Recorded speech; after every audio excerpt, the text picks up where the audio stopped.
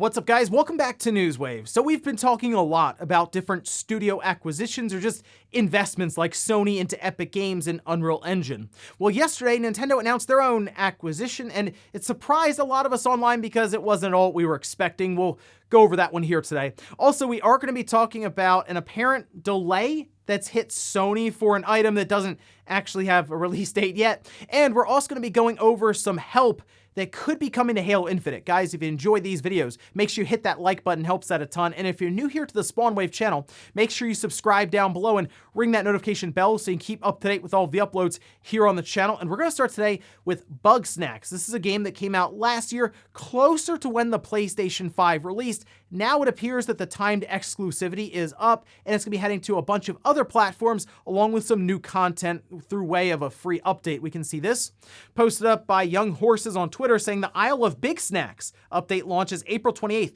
free for all Bugsnax players. And that's not all. The newly updated Bugsnax is coming to Xbox One, Series X and S, PC Game Pass, Nintendo Switch eShop, and Steam the same day. They also mentioned that it's coming to Xbox Game Pass, so you should be able to download it from there day one. This is a game that went into PlayStation Plus right away on its release last year. I claimed it, I played half an hour, and then I kind of moved on because so much other stuff was happening at that time. I have thought about going back to it because I'll see people bring it up from time to time, whether it's a meme or they just really enjoyed the game. Seeing this new free update with more content heading to the game and a bunch of other platforms has made me consider going back to it. Let me know if you think that was a mistake, moving on from it after like 30 minutes, and if I should head back to it since, well, I already have it on PlayStation Plus anyway. Also, we have talked a lot about Halo Infinite and the lack of updates and meaningful new content for the game, but there has been a pretty good mod scene that has continued to evolve since the release of the campaign. We'll run into cheaters online quite a bit, and the idea is that they should get banned, but the campaign side of things with mods is actually pretty cool. Some of the stuff people are coming up with, which includes a third-person mode for the game overall. In Halo, you will go into third person for different things, whether it's driving around a vehicle like the Warthog or jumping on the back of like a Gatling gun. But you can see this video here that was posted up. Yeah, that's just third person overall. You see them jumping, running, sliding, shooting. The cursor reticule there is on screen, of course, using the battle rifle or anything else. And it brought up the conversation of, should there be a third person mode available for Halo Infinite just overall? I think you would run into a problem with multiplayer since they are attempting to make that as competitive as possible with different competitions. So obviously one mode would have an advantage over the other and people would quickly figure that out. But I think for campaign, it's like, why not? Let people choose if they want to do third person or first person. I'd still stick with the tried and true traditional first person viewpoint for Halo, but I understand there are a lot of people that enjoy third person shooters as well. Oh, and we know that Eiyuden Chronicle 100 Heroes is slated to come out next year, that being in 2023, as a Kickstarter that's wildly successful with the promise of basically being the spiritual successor to the Suikoden series, which was very popular on the PS1 with Suikoden 2 specifically. Well, it looks like next month, a prequel game is going to release. This being a bit different from what we're looking towards with 100 Heroes. This one being like an action RPG 2D platformer. You can see some of the trailer here. And this is supposed to be a prequel to the series, kind of introducing you to the cast of characters and just setting up the game itself, the premise, and the eventual conflict leading into 100 Heroes. This is releasing for the PlayStation 5, Xbox Series, PlayStation 4, Xbox One, Switch, PC through Steam, Epic Game Store, and GOG, that being May 10th for $14.99. I believe this is done by a different developer, this Rabbit and Bear Studios. It's also going to be coming to Xbox Game Pass day one for console and PC. So I guess worth checking out if you were someone looking towards 100 Heroes. Just understand it's not going to play like a Suikoden game. It's basically a 2.5D action RPG. And guys, with some of the quick news out of the way, let's get into the bigger stuff. Let's start right away with Nintendo and their latest acquisition that they announced the other day, that being for land. And I know we see a lot of studio acquisitions, some big time announcements that draw a lot of press, and Nintendo's like, we're buying the plot of land adjacent to our headquarters in Kyoto, Japan. That was the announcement. But let's say for Nintendo Life, there was also an entire press release that was put out by Nintendo. But this, according to Nintendo Life, saying Nintendo has announced it's acquired new land. According to an official press release, it has bought this land next to its Kyoto headquarters for around 5 billion yen. That's close to $40 million. The new area will be home to headquarters' second development building, that being a tentative name. The purpose of the facility is to apparently strengthen its research and development. You can see kind of an artist rendering or mock-up of what the building will look like in 2027. And so it's going to be years from now before this actually comes to fruition and they're able to use it. Now, Nintendo does describe it here, saying, in addition to the conventional R&D investment and capital investment, we have positioned the site to be acquired and utilized this time as having an important role in strengthening R&D. Essentially, Nintendo is just expanding. Now, this has a total floor area of about 38,000 square meters, and it's going to have 12 floors. So it's going to be a very large building, and yeah, it's going to be a very basic and plain building from the outside. I mean, it's just all white with the Nintendo logo at the top in gray. It seems to be like the top right corner, no matter which way you look at it. And that's just kind of how Nintendo does things with their buildings. They're very minimalistic. What we know inside with R&D for Nintendo, it's some Willy Wonka-esque stuff. I mean, this is a facility that would bring us things like Labo, which, I mean, no one saw that coming. And consider the amount of research and development behind hardware as well as software. Labo, as I mentioned, is kind of almost a combination of both. I mean, it's cardboard, right? So you do use something physically that you have to build out, but they had to figure out a way to teach you how to build this stuff out and then use the Joy-Con with all of its functionality to do things like fish or of course the camera and all kinds of stuff. The piano was very impressive. But then you think of things like Ring Fit Adventure, even like the Mario Kart home circuit where you had to drive around with the little car, and like Nintendo does a lot of weird stuff. So while we consider R&D specifically being for consoles like potentially the next Switch, or how Sony and Microsoft will create, obviously, their PlayStation, their Xbox. You also see things like controllers and other accessories that these different companies produce, but Nintendo creates things like Ring Fit Adventure. So as they go along here and they continue to expand out, it makes sense that they would want to continue building out more space for research and development. And while this isn't the big flashy acquisition, like when we see Microsoft announce that they bought Activision Blizzard or Sony buying Bungie, this is Nintendo continuing to invest in their core business, their developers internally, their different studios and teams, and that's really what Nintendo's talked about doing. Rather than go out and try to buy a studio and sort of force them into the culture that they have at Nintendo, continue to invest and build within. I mean, you see things like what they did with Next Level Games. That was one that Nintendo's hand was forced because Next Level was looking to be purchased, and Nintendo said, well, we want to keep you guys with us, so we're going to go ahead and bring you in. Nintendo's mentioned Nintendo DNA being a very important part of their culture and what makes them Nintendo. So while it's hard to figure out exactly what they mean there, essentially they don't want to go out, get a studio that might not fit in with them, and it be a whole issue when it comes to development. So there you have it, Nintendo's latest acquisition being Land. And I gotta be honest, it wasn't exactly the sequel to Nintendo Land that I was expecting. Next up, let's talk about Sony and an apparent delay that's hit them internally. This has to do with PlayStation VR 2 that we've seen Sony tell us about slowly in different pieces through press releases that they've done, detailing the controllers, the headset, and also doing apparently quite a few demos for different developers at GDC that actually blew them away with some of the stuff that was shown.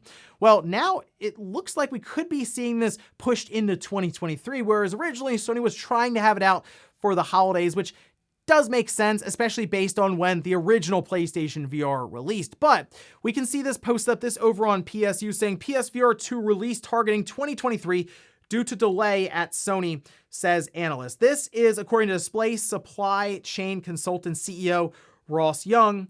Speaking in a report on the company's website, Ross implied the PSVR 2 was originally due out this year, but a delay has pushed it to 2023, saying AMOLED will be back thanks to the launch of Sony's PlayStation VR 2. We expect these AMOLED panels to have a pixel density well above 800 pixels per inch, which is a record high for mass-produced AMOLED VR display shipments to rise 50% to 15 million in 2022, despite delays to 2023 at Apple and Sony. And this isn't the first time we've heard that PSVR 2 would actually be delayed into next year, with PSVR Without Parole basically saying the same thing. So now we're kind of looking, at least according to many of these reports and sources, to the first quarter of 2023, which I'm sure Sony wanted to have it for the holidays, but based on what we've seen with chip shortage, supply chain disruption, it's not shocking to hear that they would have a hard enough time getting enough of these headsets available. But I think a lot of this is going to come down to, obviously, software and pricing.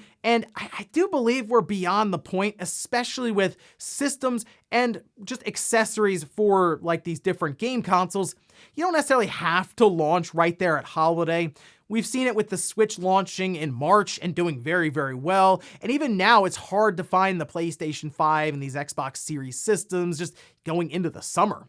So if Sony does have to hold off and release it, say in, we'll say March, I don't think that would be the end of the world for them at all. And it'd be better to have more stock and games available, ready to show off and launch alongside of it. That's the biggest driving factor here. It's hard enough to sell people on VR. It's even harder if you don't have any compelling software. After seeing Firesprite show off Horizon, I'm at least hopeful that Sony will take this more seriously than they did with the original PlayStation VR, which is something they kind of put on the back burner. At least it felt like as they went along, and maybe it didn't sell as fast as they were hoping. Well, VR is bigger now than it was then, and with seeing things like Oculus Quest 2, that really blow up online, I'm hopeful that Sony has a pretty large library of games right away, and then also some in the future to look forward to. But for now, it appears Q1 of 2023 is the expectation for the release of PlayStation VR 2. Next up, let's talk about some sad news around Vicarious Visions. We had heard last year that they were actually going to be absorbed by Blizzard. They had gone over and helped out with Diablo 2, getting that remaster done and out. And we have seen Activision Blizzard struggle a bit, specifically Blizzard with some of their titles that they're just trying to get out right now. And it seems like things like Overwatch and the new Diablo are continuing to get pushed back more and more, which isn't exactly going over the best with investors, obviously. But take a look at this posted up by Vicarious Visions saying, "We've officially merged with Blizzard Entertainment. Our development team will remain in Albany, New York, and fully dedicated to Blizzard games. We invite you to follow us at Blizzard Entertainment." It looks like they are now called Blizzard Albany. So yeah, unfortunately, Vicarious Visions, a studio that goes back decades, is now just Blizzard. Now, I saw some people mention, oh, well, when Microsoft takes over, they should just reverse this decision. Just get Vicarious Visions, bring them back, put them under that name again.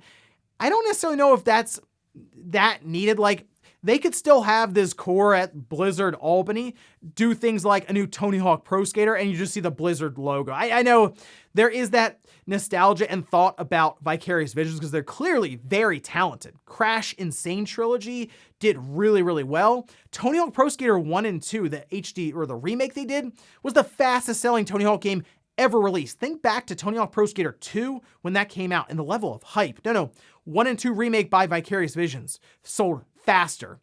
They're very good at what they do. So it is annoying, or at least a shame, I would say even, that they've been absorbed into Blizzard, but I mean, they at least are getting these games out after Diablo 2 struggling a bit, at least reportedly behind the scenes.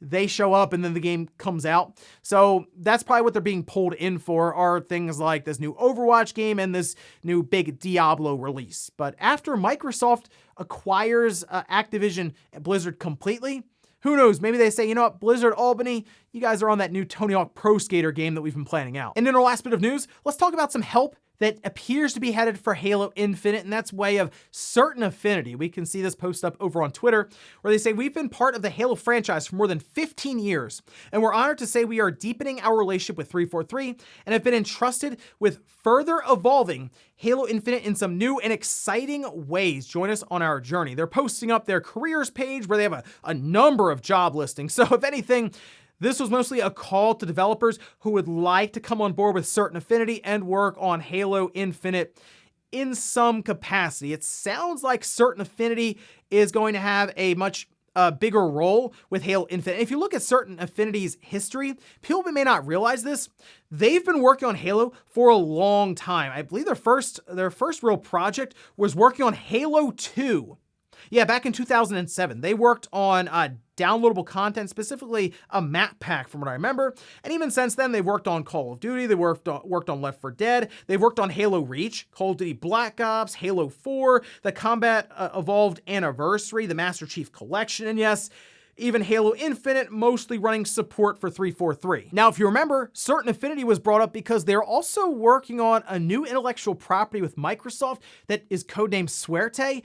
It sounds like this is their Monster Hunter game that they're going to try to build from the ground up rather than go to Capcom and try to get the next big Monster Hunter game in Game Pass.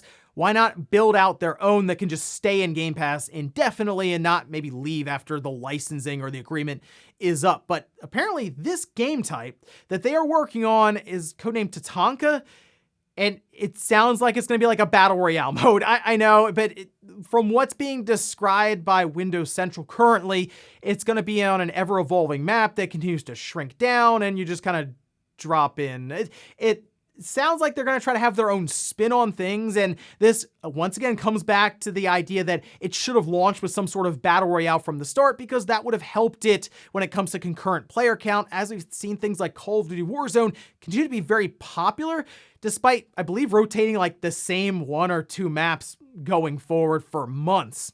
So I think the idea of having this kind of game mode there is a good thing, and Certain Affinities will be working on that seemingly themselves, and it might just be an option that pops up alongside of Halo Infinite, kind of like we had Fortnite Save the World, and then we had Battle Royale pop up. I mean, I'm pretty much just ready for any meaningful content to come to Halo Infinite. If they have an interesting spin on the Battle Royale formula that doesn't feel like it's just cookie cutter from what we've already seen, I welcome it, and I'd be very curious to see what they come up with. And before we go to the comment of the day, we're gonna take a look at the poll that I posted up yesterday, where I asked, which game do you think releases first from Square Enix? 27% said Kingdom Hearts 4, 73% said Final Fantasy VII Remake 2. I'm kind of gravitating towards Final Fantasy VII Remake 2, but I mean, we've seen Kingdom Hearts 4, we haven't seen FF7 2 yet. So that's kind of the reason I threw it up there, just to see if people really were thinking, okay, Kingdom Hearts 4 has been shown off with in-engine gameplay. I mean, surely it's gotta be sooner.